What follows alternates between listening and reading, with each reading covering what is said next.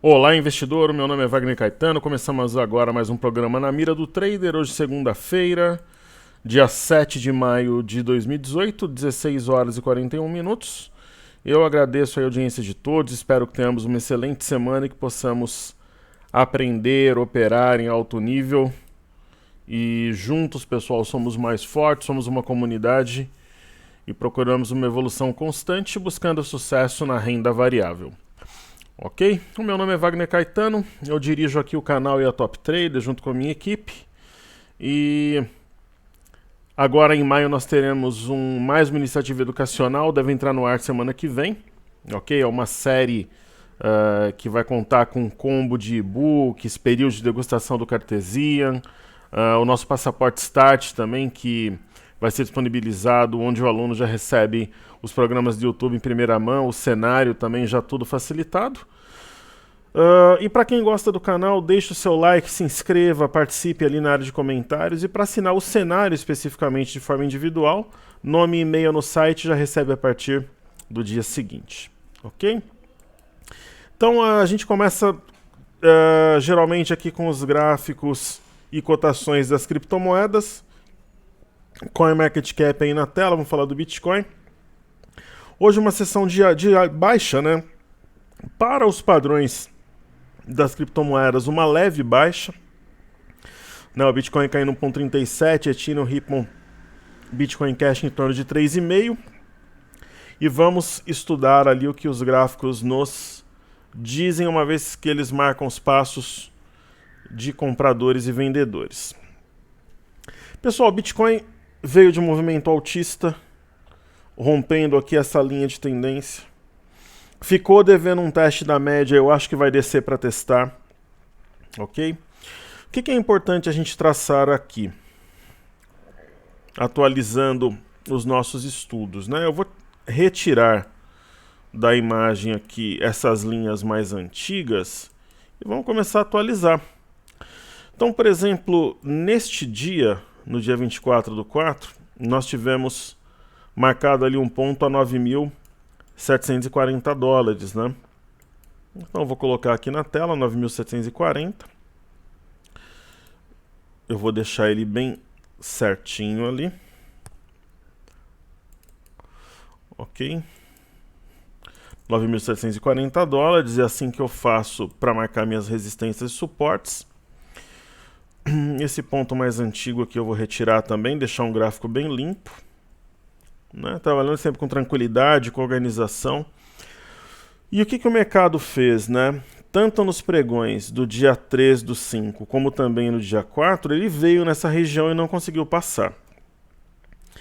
Isso significa que o mercado deve buscar aqui os 9.000 dólares, onde ele vai ter a média móvel de 21, esta linha de tendência de baixa e essa estrutura que segurou os preços na semana passada e também na anterior. Então essa é a minha expectativa.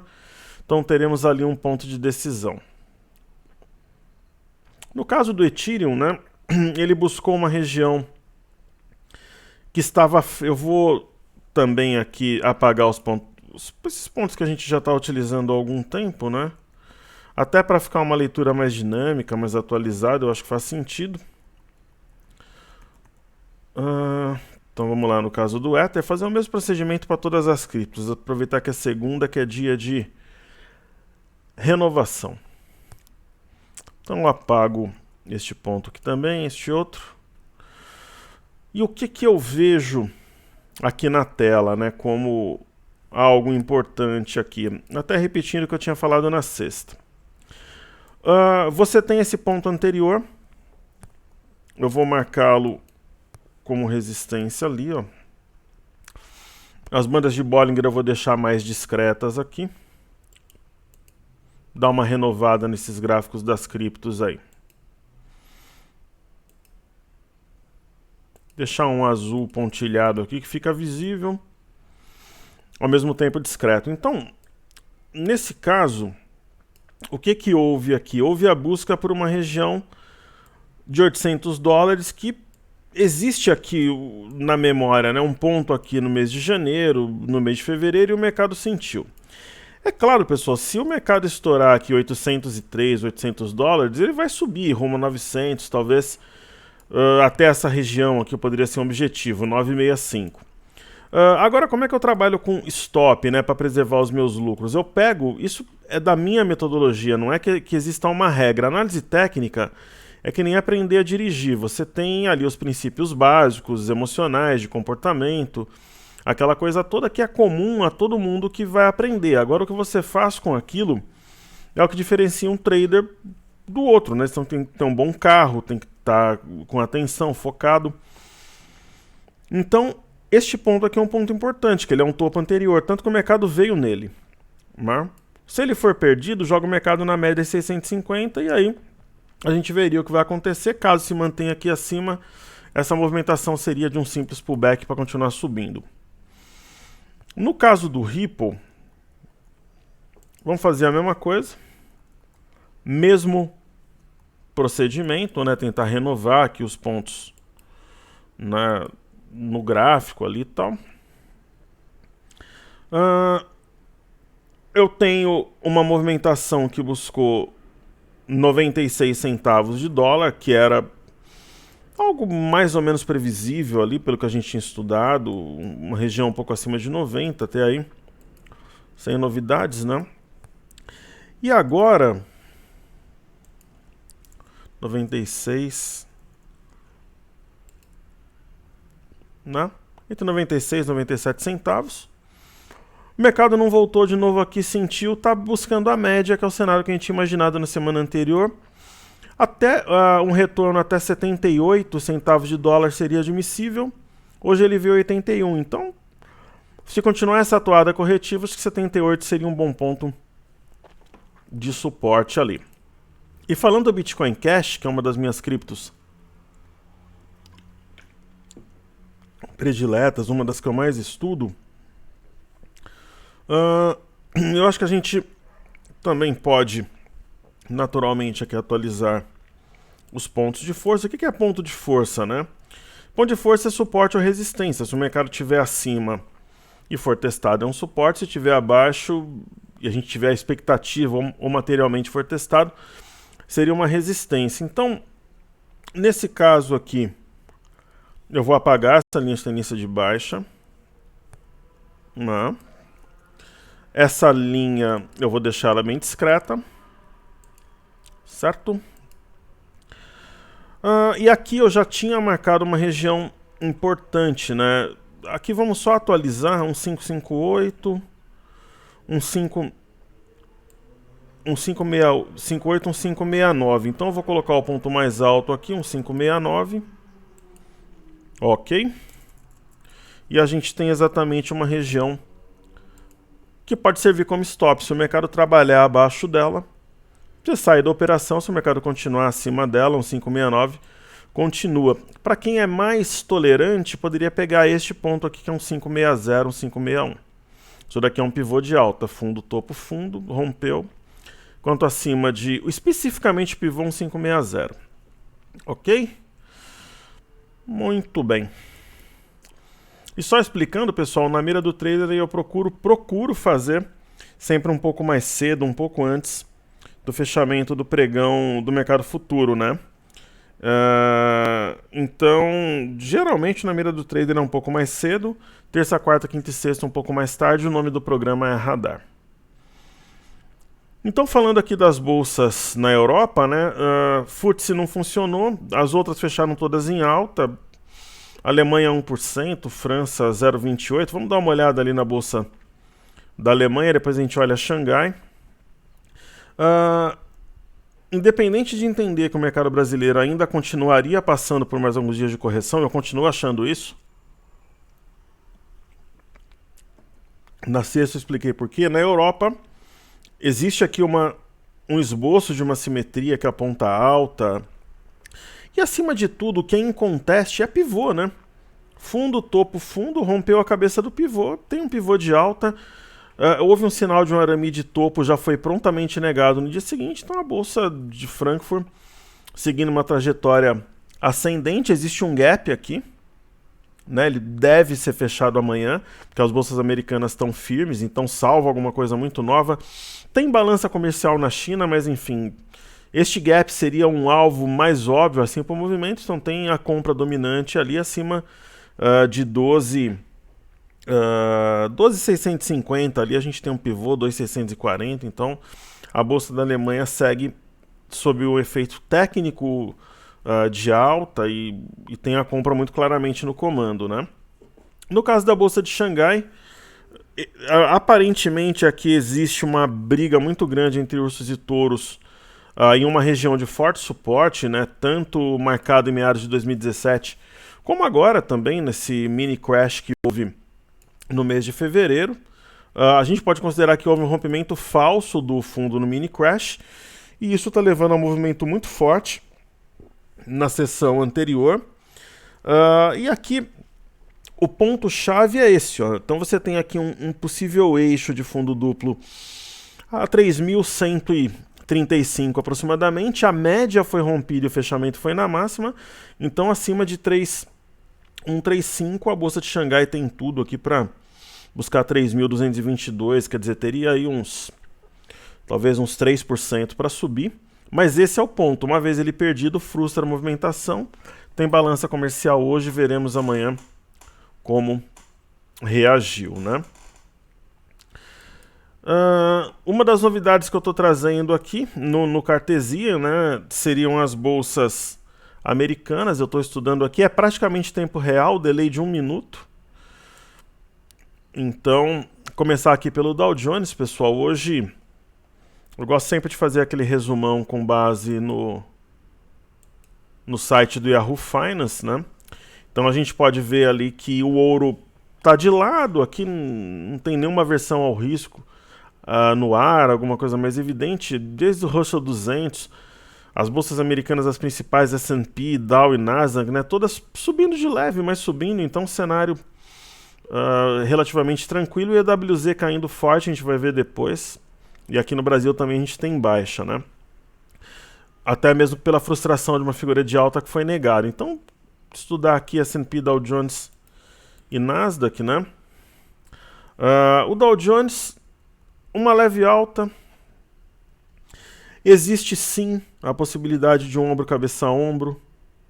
Esse movimento de hoje, ele reforça a minha leitura de um segundo ombro aqui, onde está esse retângulo marrom, por dois motivos. Primeiro, que ele foi acima do 24,446, aqui 447, e ele não sustentou, foi a região bem perto da máxima de hoje. Segundo, que ele respeitou essa resistência perto aqui, logo abaixo de 25 mil pontos, né? 24,498, né? Ele chegou a tocar hoje 24,477. Terceiro, que tem sombra superior, então ele alimenta a possibilidade de um oco no Dow Jones, né? Se a gente for avaliar o gráfico do S&P, que são as 500 maiores empresas americanas, a mesma coisa, só que aqui eu circulei em vermelho, então tem uma possibilidade de um segundo ombro. A mesma coisa, respeitou a resistência mais fresca na memória do mercado, não ultrapassou a região aqui, teoricamente, desse primeiro ombro em vermelho, sombra superior, estaria formando uma estrela cadente nesse momento. Então essas figuras baixistas, esses ocos, né, com duas cabeças de cada lado, que é admissível pela análise técnica, elas têm uma possibilidade real de formação, então alimenta essa hipótese ainda, né? No caso do índice Nasdaq, a figura é um pouco mais inclinada, existe uma inclinação até delimitada, bastante ilustrada aqui pela neckline. E essa região de hoje seria essa porção aqui da virada de março para abril. Então é a mesma coisa, né? Tem uma sombra superior aqui, só que o mercado já está acima dessa resistência mais recente, quer dizer, o Nasdaq é um índice mais embolado nesse momento, mas tem sombra superior. Todas as bolsas americanas operam relativamente distante das suas máximas hoje. E a figura está aí também como uma possibilidade real, factível, coisa e tal. Certo? Deixa eu ver se eu consigo fazer o petróleo aqui também. Está praticamente em tempo real também o petróleo. Agora é o CLM18. Deixa eu só... Crude Oil tá 6979. Tá um pouquinho diferente aqui do EWZ, né? Dá uma olhada aqui. É isso mesmo, tá correto. Aqui caiu um pouquinho, eu acabei de dar um F5. Então o petróleo, ele vem de uma tendência de alta. Existe aqui uma linha de tendência. No final de semana, um aluno me perguntou, eu tenho vários alunos que operam mundo afora, eu tenho um aluno que opera num banco, que é o Saxo Bank, vai. É um banco dinamarquês que tem até presença aqui no Brasil. Ele falou, professor, isso daqui pode ser considerado no crude oil um triângulo ascendente, né? E eu falei sim. Os fundos são guiados por uma LTA. Eu tenho pelo menos 2 toques aqui e mais 2 pullbacks, vai, dessa região de 6666. Então realmente é um triângulo ascendente, por isso que o petróleo está com essa força. Ele subiu, corrigiu no tempo, desceu na média, pessoal, e está tentando romper, conseguindo nesse momento, né, tendo êxito, 6956, que eu acho que é uma região importante ali. Caso fique acima de 6956, a compra não é colocada em nenhum momento em risco. Caso exista a violação desse patamar, pode vir na média de novo a 67, por exemplo, né? Então, mas nada que, nossa, mude assim a inclinação do petróleo e tal. Que desde que ele tocou aqui eu havia comentado com vocês, pessoal, petróleo respeitou a região do 62 aqui na linha de tendência, compra, corrigiu no tempo, está indo embora, só que tem que ficar acima de 6956, senão ele passa por um processo corretivo, talvez até 67, até o próprio 6666, 6670, 6670 ali de novo. Ok? Vamos falar um pouquinho do EWZ. Agora, grande expectativa, vamos usar o TradingView. Eu vou depois tentar usar o Opera que o pessoal comentou, que ele utiliza menos aqui do... É que eu tenho tudo já setado no Google, então... Mas eu tô brincando porque geralmente é o TradingView que trava aqui a gravação. Travou algumas vezes semana passada, mas a gente corrigiu. Então vamos agora falar até baixo aqui para o TradingView não ouvir e não travar a nossa gravação. Se travar, vai ser só esse estudo aqui também, mas não vai... Espero que não o faça. Pessoal, EWZ, para quem não sabe, é a ETF brasileira negociada em Nova York. É como se fosse algo bem próximo do espelho do BOVA11. Eu operei o EWZ durante quase 3 anos para um grupo de investidores nos Estados Unidos. Se você é um profissional de mercado, você pode atuar como Authorized Trader, um trader autorizado, coloca as ordens via telefone gravado, via sistema. Eu operei para um grupo, era comissionado e tal. E operei outros ativos também, mas operei o EWZ. E é muito bom de operar, ele é muito técnico, eu diria que é mais técnico do que o próprio BOVA11. Então às vezes o pessoal diz, professor, você ensina e faz os treinamentos, né? Opera, por exemplo, o mini índice. Pô, a minha corretora é corretora de banco, eu tenho restrição. Eu ensino uma conta que você consegue operar o BOVA11 como se você estivesse operando o mini contrato de índice, uma determinada quantidade e tal. Então é a mesma coisa, né? E é muito técnico. Então no BOVA11, olhando sem aquela burocracia, né, pessoal? Aquela coisinha, rompeu aqui, veio ali, veio aqui, rompe aqui. O EWZ, na verdade, ele tem um topo duplo, né? Ele tem um topo duplo com eixo aqui em 41,84. É por isso que ele está caindo, né? Então o EWZ ele foi submetido por essa linha de tendência de baixa, ok? Ele não conseguiu se manter acima da média de 21, ele perdeu esse eixo em 41,84, ele fechou este gap aqui, né, aberto na virada do ano de dezembro para janeiro. Existia uma região de suporte que não segurou os preços, 41,36. E, acima de tudo, ele está abaixo dessa linha de tendência de alta, perdendo também essa região de suporte importante. O último ponto de briga aqui era 41,50. Então ele está em queda, né? Tá em queda, tem mais um pequeno gap aqui para fechar, talvez 39,63. Eu acho que vai fechar ainda essa semana. E aqui no gap, eu acho que a briga vai ser grande. Agora, se ele for cumprir tecnicamente o objetivo do topo duplo, aí o alvo seria aqui, ó, 38,19.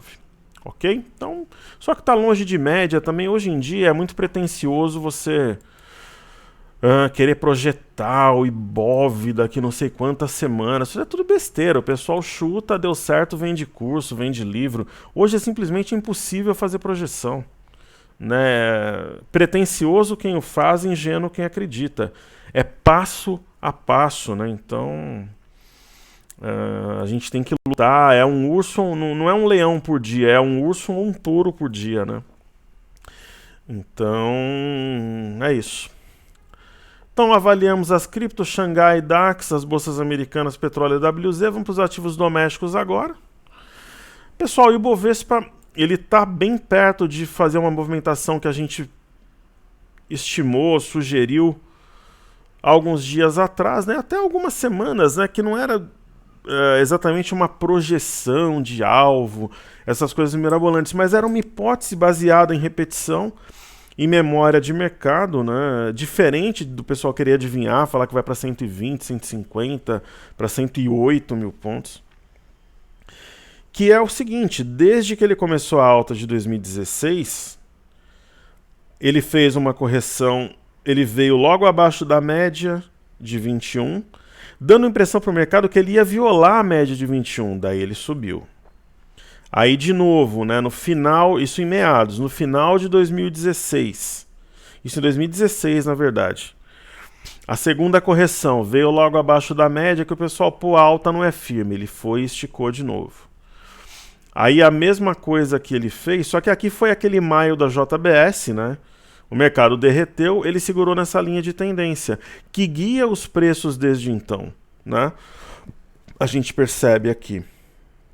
E a correção que nós tivemos no final do ano, naquela acumulação de preços, também o mercado, durante 1, 2, 3, 4 semanas, ameaçou violar a média, só que não o fez e novamente segurou na parte baixa do canal, que não deixa de ser uma LTA, uma linha de tendência de alta. Então, na minha visão pessoal, assim, o mercado ele viria ou nessa linha de tendência de alta, né, que é nada mais é do que a linha inferior do canal, que é uma possibilidade que tem uma boa probabilidade, mas algo que era praticamente certo é que ele viria na média, corrigindo no preço de forma mais aguda no tempo.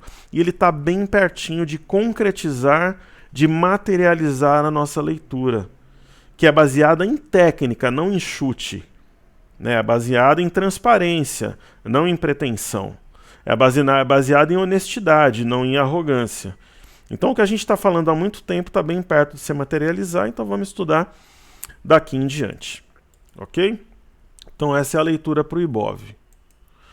Para o BOVA11, existia um ponto, até complementando a leitura do Ibovespa, né? Então, quando o mercado fez esse carnaval, essa movimentação toda aqui, que eu falei para vocês que eu não acreditava na mesma, e que eu acreditava sim no rompimento falso, porque uma congestão, ela não muda assim da noite para o dia, ainda mais quando ela não é acompanhada por um grande volume. Então o volume aumentou um pouquinho, mas nada que você fale, pô, realmente rompeu de forma convicta, algo que o mercado esperava ansiosamente, por exemplo, né? Então eu sempre acreditei, desde a semana anterior, né, antes do feriado, que o mercado cairia capitaneado pelos bancos, tá no radar daquela semana. E que o mercado viria a R$80. Então o mercado fez isso, ele desceu, tal, veio a R$80. E ele está circundando os R$80 agora. E agora? Agora é o seguinte, se a gente tiver um fechamento, por exemplo, hoje, abaixo de 80, de 79,94, e especialmente deste ponto aqui, 79,50, o mercado teria um gap para fechar 79,10. Então esse seria um alvo para a semana. Primeiro 79,50, fechamento do gap, depois 79,10. Batendo ali, pessoal, aí tem que estudar de novo, é passo a passo, o mercado é dia a dia. Né? Então essa que seria a leitura. Professor, o que você acha que vai acontecer? Eu acho que essa semana fecha, o gap é 79,50, vai depender muito de como é que os drivers estarão naquele dia, aquela coisa toda. Pode ter um repique a partir dali, se o mercado estiver um pouco mais pesado, principalmente ações ligadas a commodities, né, que estão bem esticadas, aí a gente pode ter um teste de 79,10 ali, que para mim é um ponto decisivo. Professor, 80 é a parte baixa da congestão. Tá 79,72, saímos da congestão? Não, a mesma coisa daqui, ó. Teria que ter uma confirmação, uma maturação abaixo desse patamar. Ok? Falando do mini índice agora, a mesma coisa, né? Ele fez um rompimento falso do 87,390, tinha um pivô 86,885. Ele rompeu falsamente no dia 24, voltou tudo. E aqui ele deixou uma estrela cadente, né? Cuja máxima estava fora da banda de Bollinger de cima, rompimento falso aqui. Todo um jeitão de topo duplo com alvo em 86,360. Ele simplesmente cumpriu o objetivo deste M. E o 83,360 é um ponto-chave, né? Juntamente com a mínima da semana passada, 83,100, é onde está a briga no mercado agora. Ele está exatamente entre 83,100 e 83,360. Se o mercado pesar, pessoal, um ponto meio óbvio até aqui seria o cruzamento desta linha inferior, de uma cunha, né, que a gente está vendo aqui reforçada, e desta linha de tendência de alta, que faz parte do canal que guia os preços desde maio. A junção dessas duas linhas, uns 500, 600 pontos abaixo do preço atual, seria um possível alvo aqui, ó. 1.000 pontos abaixo aqui. Seria mais ou menos ali uns 600, 700 pontos abaixo. Vamos ver. Como eu estou dizendo para vocês, o mercado é dia a dia ultimamente. É luta, é força, dedicação, como sempre foi, né? Essa história do trader disperso, que vai para a piscina, que fica operando da praia, que dorme o dia inteiro, é a maior lenda, né? Quem faz isso daí, a única certeza que tem é que vai perder dinheiro. O trader vencedor é trabalhador, é lutador, se dedica, como é aquele vencedor de qualquer atividade lícita, né? Pelo menos aqui. Então, aqui da Top Traders, aqui o sinônimo da Top Traders é sinônimo de trabalho, né? Muito esforço e muita luta, né? Muita dedicação. Então, com dedicação, consegue, né? Já é difícil, imagina sem. E no caso do dólar, eu até brinquei semana passada que quem tá vendendo dólar de uns tempos pra cá é maluco, né? Aí um usuário lá, um amigo nosso do canal, falou: professor, então eu sou maluco, porque eu tô vendendo, eu tô vendido. Eu falei: olha, realmente, eu falei, comprar nesse patamar, eu acho que passou do ponto bacana de risco-retorno, né? Agora continua sendo um mau negócio vender dólar nesse patamar, não tem nenhum sinal. Tanto que eu nem falo aqui, pessoal, vamos, de repente, sei lá, tá bacana para vender, é um caminhão aqui, um trator, e tentar parar um trator é complicado, né? Mas entrar no trator já perto de um provável objetivo, né? Aí já é outra história, porque ele sinaliza, mas não desenvolve, né? Então, um dia de loucura, distorção, volume acima da média, uma congruência de fatores, uma conjuntura, pode me interessar. No momento atual, estou mais focado em montar minha carteira, que eu não posso comentar sobre nenhum papel aqui, porque a gente está com o pessoal da imersão e assessoria, tem o grupo também, não posso e não farei, e nas operações do índice para fazer caixa, aquela coisa e tal. Certo? Eu vou falar de... colocar alguns destaques aqui. Eu vou pegar a BRAP para falar. Eu vi isso acontecer acho que 2 vezes desde que eu estou na bolsa. Duas vezes. Você ter a Vale caindo 0,93 e a BRAP desabando. Ok? Para quem não sabe, a Bradespar, né, tem uma exposição forte à Vale. Elas correm juntas, como diria a garotada, né? Então, é uma distorção grande. Então eu vou falar de BRAP com um dos destaques. E como é uma ação que está na lista já, tudo, eu vou aproveitar e eu vou falar de Pomo 4 também, porque é uma das ações mais pedidas aí. Como ela não está na ordem cronológica, ela seria estudada só na quinta-feira. Tem muitos pedidos ali, o pessoal interage bastante, eu gosto muito. Como eu falo, é o meu recreio, por isso que eu respondo com tanta energia, com muito prazer. Então eu vou falar de BRAP e falar de Pomo. Então a BRAP 4, hoje ela está destoando da Vale. Professor, é um sinal que a Vale vai cair nos próximos dias? É uma possibilidade, sim.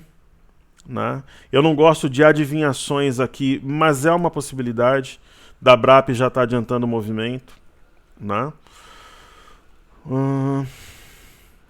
Eu só queria entender porque que essa reta está aqui. Eu não... deixa eu ver. Eu já entendi, porque era... Não era. Ela está aqui porque ela apareceu aqui. Acho que porque pagou dividendos ela distorceu, é brincadeira. Então, pessoal, a BRAP, que é totalmente interligada aí com a Vale, ela deixa um candle hoje, primeiramente, né, é um candle de massa, né, é praticamente um Marubozu, apesar dessa leve sombra inferior, mas um volume muito forte, né, para a BRAP. E é um volume diferente do que a gente tinha acompanhado nas últimas sessões, que era um volume tímido. Se eu me basear por um topo anterior que não é tão próximo assim dos pontos máximos tocados nas últimas sessões, né? 34,56. Daqui ficou 34,50. Vamos ajustar. Então, a gente percebe aqui, da mesma forma que tem a BRAP com a Vale, tem Itaú com Itaúsa, né? É um sinal, sim, de topo, né? Até pelo volume, só que segurou na média, existe um gap aqui, então é todo um processo. Mas é um sinal de topo, sendo bem claro.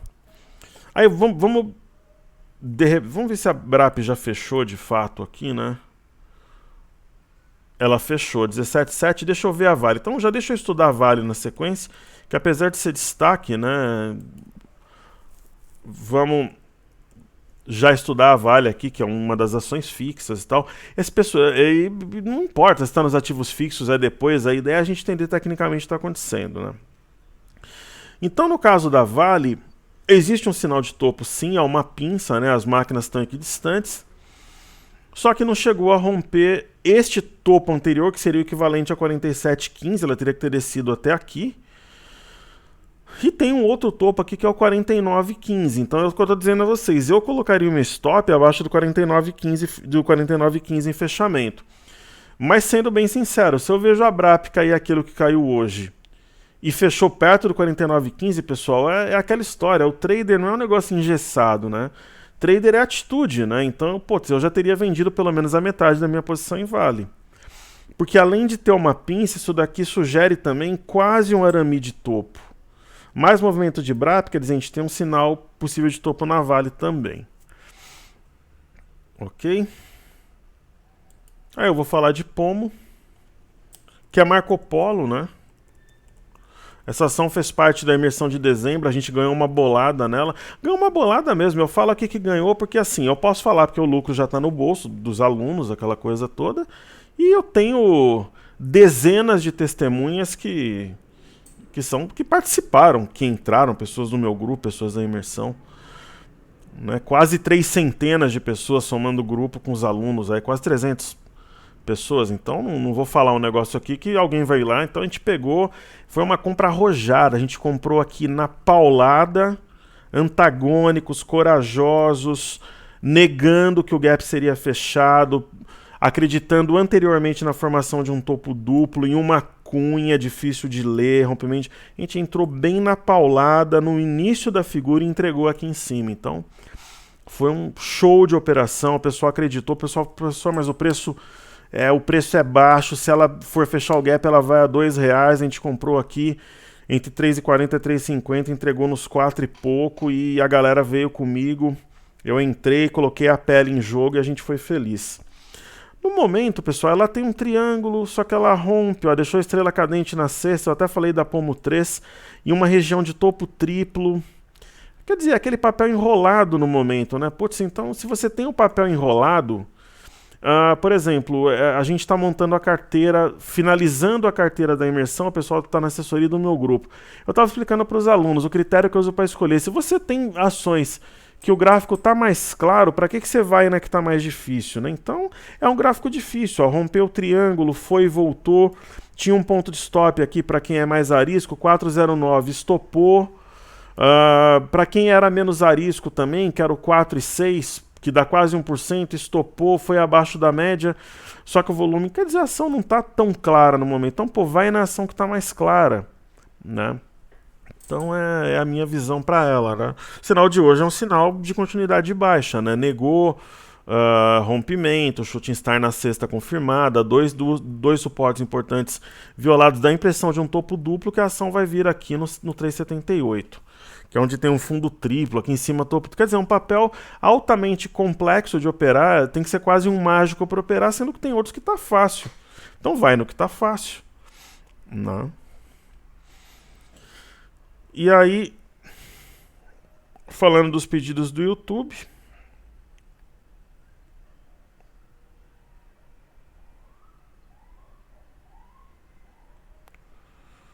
vamos ver aqui. Ação que o pessoal pediu, a primeira é Fras-le.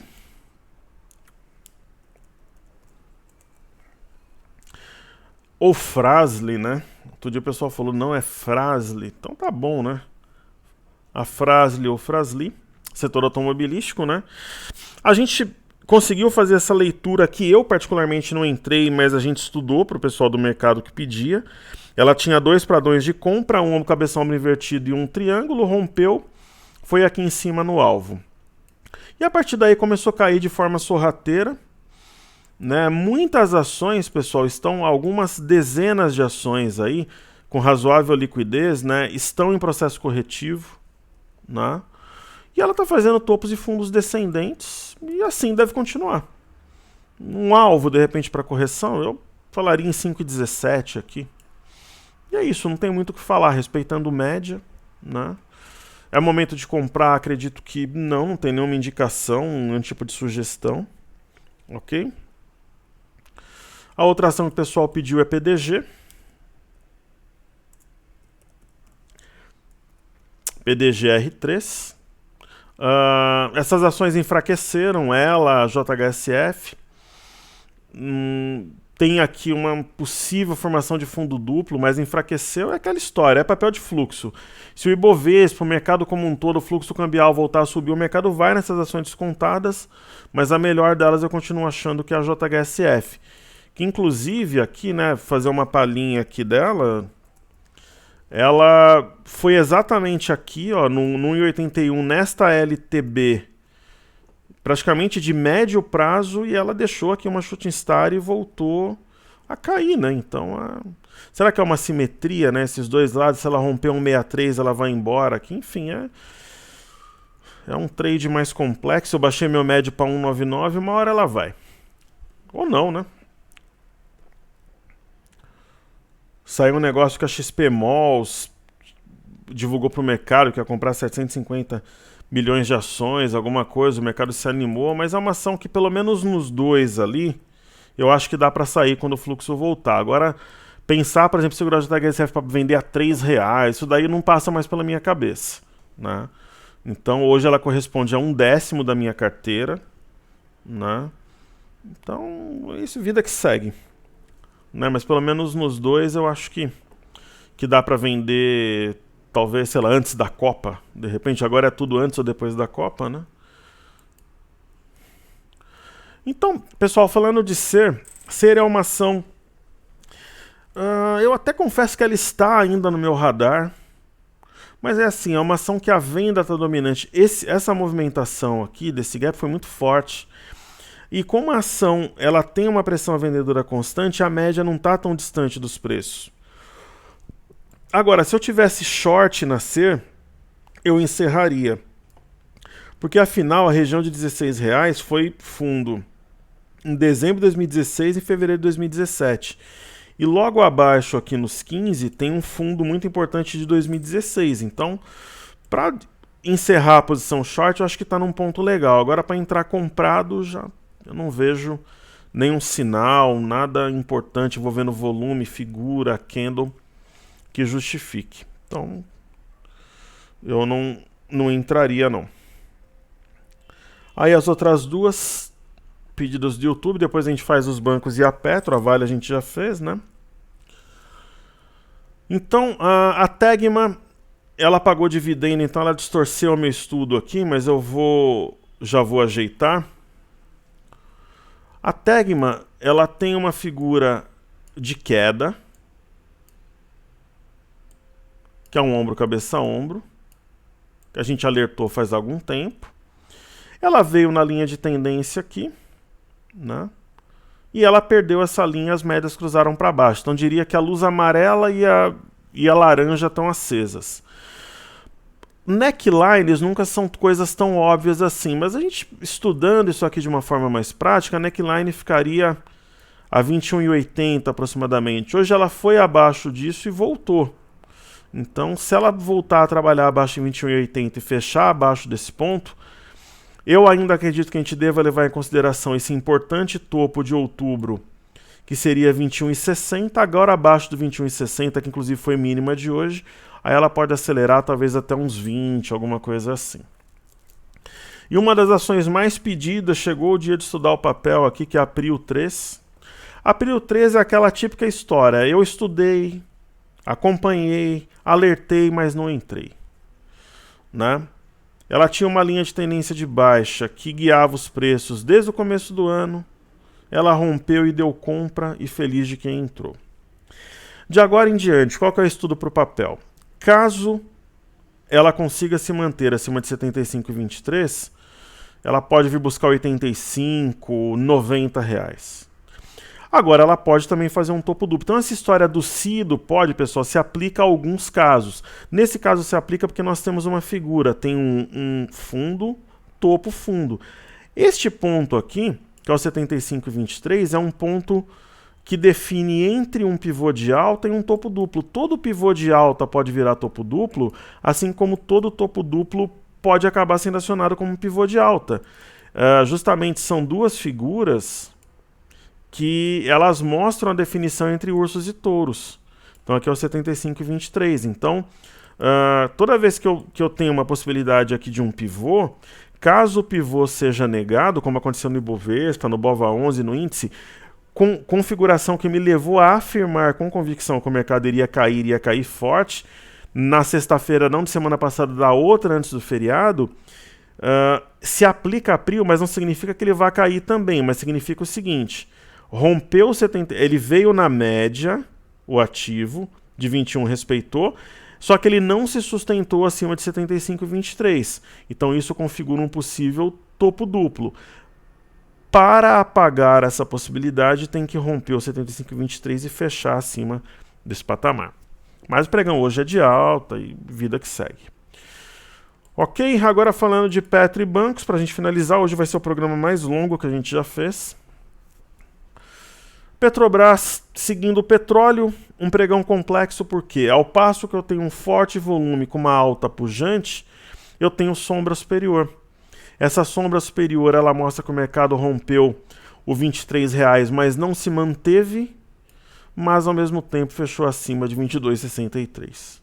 Ok? Então é isso que a gente tem para dizer. Petrobras, estou dizendo há algum tempo, se eu tenho papel, eu vendo 10% num dia, 2 dias depois eu vendo mais 5, vendo mais 15, e vai colocando lucro, vai trabalhando com a ação. Tenta comprar na correção, é papel que dá para fazer a movimentação do dia a dia ali aos poucos, forma tranquila, forma equilibrada.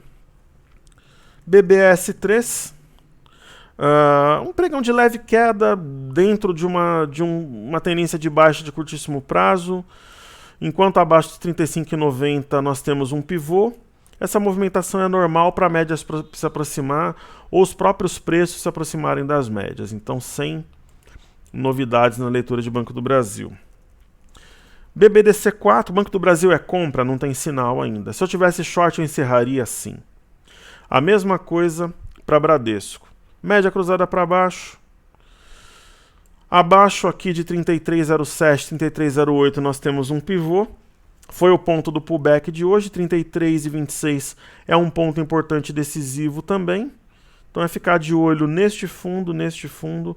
Ação longe de média não vai derreter, né? A menos que ela faça uma pausa como está fazendo para chamar comprador e a média aproximar um pouco. Então caiu muito forte, o mercado fica naquela fase da indefinição como se fosse uma maturação, uma pausa, né? para medição de forças e aí o movimento se materializar posteriormente. No caso de tube, a mesma coisa, só que a diferença é que nós temos um fundo bem definido aqui no 47,56 e na própria linha de retorno do alargamento, aqui a linha inferior, a briga está exatamente nessa região formada pela linha inferior e pelo fundo.